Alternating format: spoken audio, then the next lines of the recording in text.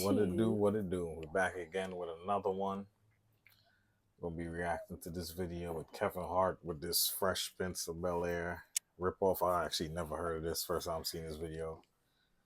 What about you?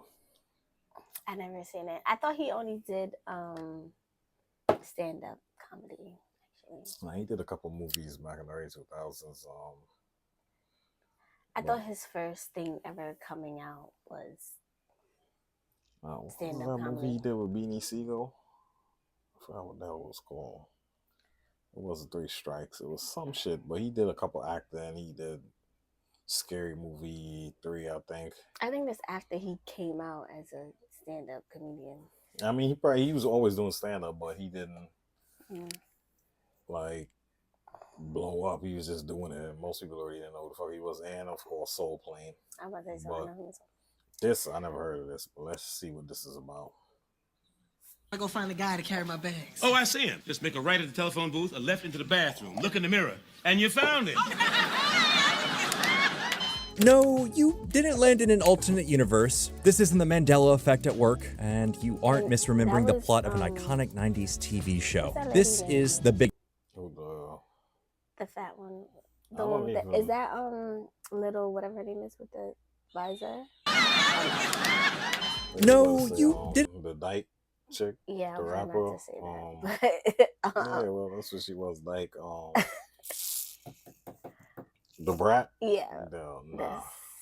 It landed in an alternate universe. This isn't the Mandela effect at work, and you aren't misremembering the plot of an iconic 90s TV show. This is The Big House, a family sitcom where a fictionalized version of Kevin Hart moves from a wealthy area of California to Philadelphia to live with his working class aunt and uncle. In other words, the plot of The Fresh Prince got flipped, turned upside down. And we'd like to take a minute, just sit right there. We'll tell you how Kevin Hart got to parody Bel-Air. I'm not used to the cold weather yet. You mind if I shut this window? Actually, if that window gets shut, the carbon monoxide from the water. Flipped, turned upside down, and we'd like to Philadelphia to live with his working class aunt and uncle. In other words, the plot of The Fresh Prince got flipped, turned upside down. And we'd like to take a minute, just sit right there. We'll tell you how Kevin Hart got to parody Bel-Air. I'm not used to the cold weather yet. You mind if I shut this window? Actually, if that window gets shut, the carbon monoxide from the water heater kill us. So I like to leave it open. In the early 2000s, Kevin Hart had only just started his comedy career. He'd found himself a couple of bit parts in Scary Movie 3 and Along Came Polly, and he even appeared on a few episodes of Judd Apatow's short-lived series Undeclared. But he had yet to star in anything or make a big splash regarding his celebrity status. Little did the 25-year-old fledgling comedian know he was about...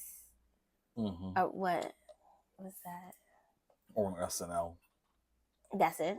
Yeah, not in the movie, but on the skit, the show where they be doing like skits and all the comedians go through. SNL. It's Saturday Night Live and there's SNL. They like the two.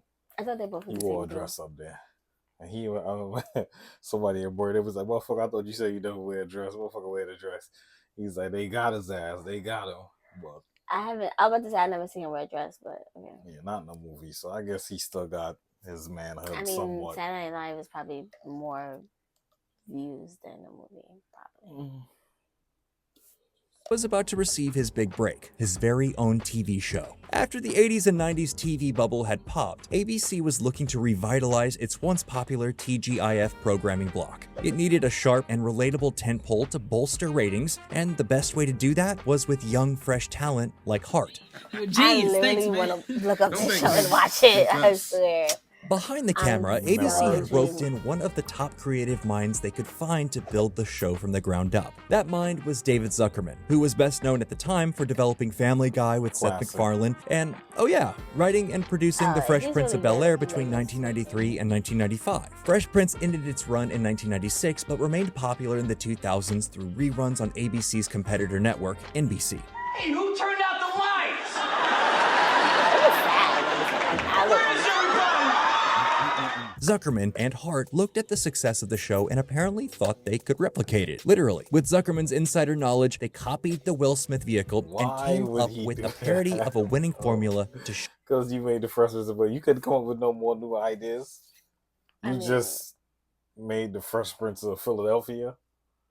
This is cool. Show to ABC. We've got a young actor playing a fictionalized version of himself bound for college, a fish out of water premise, an all-black cast, a comedic relief cousin, and the juxtaposition between wealthy and poor upbringings. Hart even insisted the show was loosely based on his own life, coming back home to Philadelphia after living in LA, similar to how The Fresh Prince was based on Kevin Hart. I ain't got no goddamn watch. I swear, it's a cartoon. Where is it? I watched the first episode on the TV, but I think it's broadcasted from BET. It's Kevin Hart? Yes, and he says it's like basically his life. Let me see. And I think he plays the little Ken person because it sounds like his voice. Yeah, it's something Kev. Lil Kev or something like that. Yeah, you see it, right? I'll see. Kevin Hart's Lil Kev brings last. It's called Lil Kev. On this Premiered on BET. on The series in spring 2025. Okay, so it just came out. Yeah. Jesus Christ, this motherfucker. I seen it, I think on Amazon Prime or something. They had like the first episode or something like that. Amazon be having some shit up there, man.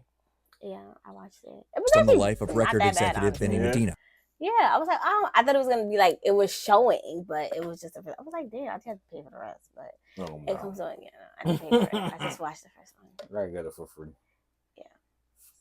Despite Hart's insistence that the story was in any way unique to him, The Big House was an imitation. There was no way around that simple fact, and it really should have been a selling point. After all, The Fresh Prince is an iconic piece of pop culture history. Putting a comedian at the helm of its parody was a golden idea. Unfortunately, that golden idea could have used a little more polish. Between non-committal network executives, heartbreaking behind-the-scenes treatment, and the actual content of the show, Hart's big break almost broke him. Maybe this is all my fault, all right? But you guys gotta understand, I'm not used to somebody telling me what I can and cannot do. In 2003, ABC decided to pick up The Big House and even flew Hart out to present the show to the media and potential advertisers. But in a dramatic twist worthy of its own TV spotlight, as he was about to go on stage, Hart received some troubling news. In his own words, during a 60 Minutes interview, they just said they're not going to go through or pick it up. Somebody should be back here to talk to you shortly. What does that mean? And so, just like that, Hart's aspirations of stardom were crushed until ABC's executives changed their mind. They called him up, apologized, and asked if he'd like to start filming The Big House as a mid-season replacement in the spring of 2004. After presumably recovering from the whiplash, Hart agreed, and filming for The Big House was underway shortly after. Since it also didn't have the luxury of a catchy exposition-laden theme song, The Big House's pilot has an inexperienced Kevin Hart dump his entire backstory on us in the opening few seconds of the episode. It's a rough start that doesn't get any smoother, as each minute of runtime introduces us to a new tired trope or uncomfortable stereotype. All of a sudden, you seem fun. Can I come live with you? Your mileage may vary on Hart's performance as the privileged rich kid, but the weight of the show wasn't entirely on his shoulders. Bonafide movie star Keith David, a pre-Community Yvette Nicole Brown, and comedian Faison Love all starred as various members of Kevin's family, and they all did their best with what little they were given. The problem is none of them were given very much. The pilot goes through all the expected motions. The script probably was so trash. They probably had nothing to work with the script. The writers probably was like, we don't know. What's a pilot, like a temporary thing? It's like a little. They'll make like one episode to show them what the show could possibly be about, and then the network or whoever will pay to greenlight it to give them like a season or two, and if it does well, then they'll keep it going. But a pilot is just like a test run episode. Introducing Hart to his humble new home, reminding him that he doesn't have the same amenities as he used to, instigating a familial dispute, and wrapping it all up with a big wholesome speech. Unsurprisingly, it's the mirror image of the Fresh Prince pilot. Reviews of the episode made it clear that the show had none of Fresh Prince's biting relevance, clever writing, and, ironically, none of its heart. Will Smith's portrayal of the streetwise kid from Philadelphia was instantly endearing, because even when he stuck out, he was charming and effortlessly cool. He represented a level of wish fulfillment in the audience who could live vicariously through time, because maybe it had stuff to do with all this, but in that time we was just in a time where they had Martin, the Wayans brothers, a bunch of like shows around that time that was doing its thing. So I think it was just like it was gonna do well regardless. But now at that time, 2004, I mean, there were shows out them times, but I can't remember many shows that had that same type of vibe going on like the 90s. So that's probably why it didn't really pick up any traction. Through his sudden step into the upper echelons of society. Steve, David, Henry, this is Will, my nephew by marriage. Kevin, on the other hand, has to move in the opposite direction. The showrunners didn't seem to have a destination So in basically, mind. in The this, obvious Kevin way Hart to was make like the most rich, of and the then he went to live with like a middle class family. I think they reversed it. That's what I get from it. I think they may have said that, or may have been the same type of thing. He came over. Probably, I think he was doing well off, and he came down in life, maybe, because they can't do the same exact thing like they did with the Fresh Prince of Bel-Air. It's like Jesus Christ. The parody would be to turn Kevin into a Carlton archetype, making him a coddled, nerdy, and always upbeat kid who has to face the real world. Conversely, he could have been a rude and entitled rich kid who needs to be brought down to earth. Instead, he toes the line. He's not nerdy enough to be Carlton and not spoiled enough to be a typical rich kid. He's written and performed to be a naive yet nice young man who's also vaguely materialistic, but ultimately not that shaken up about his new reality. And that kills a lot of the dramatic potential of any future storyline. It doesn't help that many of the house sets they built are indistinguishable from every other moderately nice house that's ever existed. Wayfair presents Storage. Let's get organized. Closet clutter keeping you down? Existed in a sitcom. When Will arrives in Bel Air, he makes it clear that he's had a rough upbringing and that the bank's home feels like it's from another world. The most Kevin can muster in the big house is a distaste for his basement bedroom. I like what you did. The stains on the rug go nice with the stains on the couch. It's a much less effective take on the wealth disparity that was such an important component of the Fresh Prince of Bel Air. Because they were like not the only place this parody falters. The other core aspect of the Fresh Prince is how it touches on black culture. It's not like the big house had to touch on serious social and political topics. I mean, it's just an ABC sitcom. He looks like he seemingly was just out of rich to me obligation, the pilot better than that. Yeah, he looked like he was well off. So yeah. But it don't seem like it was that much difference because we didn't see how he lived before he got here, and they look like they living pretty alright too. So there wasn't that big drastic dynamic shift where it's like, what the fuck is going on? They poor and he was living good. They all look like they was pretty much living middle class, and we didn't see how he lived. So this don't seem that bad. Will, we didn't see how he lived either, but you walk into the house, you was like, I wasn't living this good. It's like, shit. You got a butler. Yeah, like, that alone is like, all right, this is on another level here.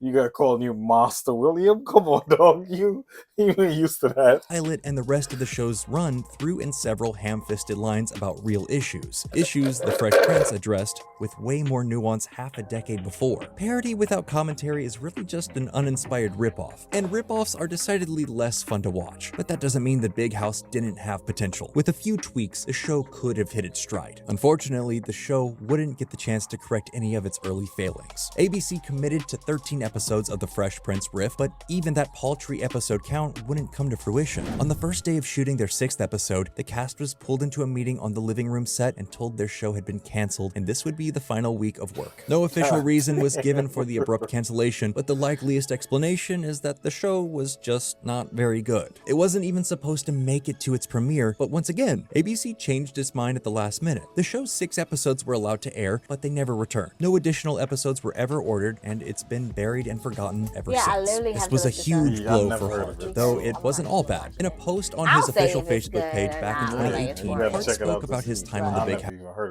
But 2004 too, I was doing other shit. I had a lot of other shit going on in my life. I wasn't checking for this show, and I don't even think what was it network it was on. I probably didn't even watch. I think ABC. I didn't watch ABC, if I'm not mistaken. I think that's what they said it was. So I would have never seen it regardless.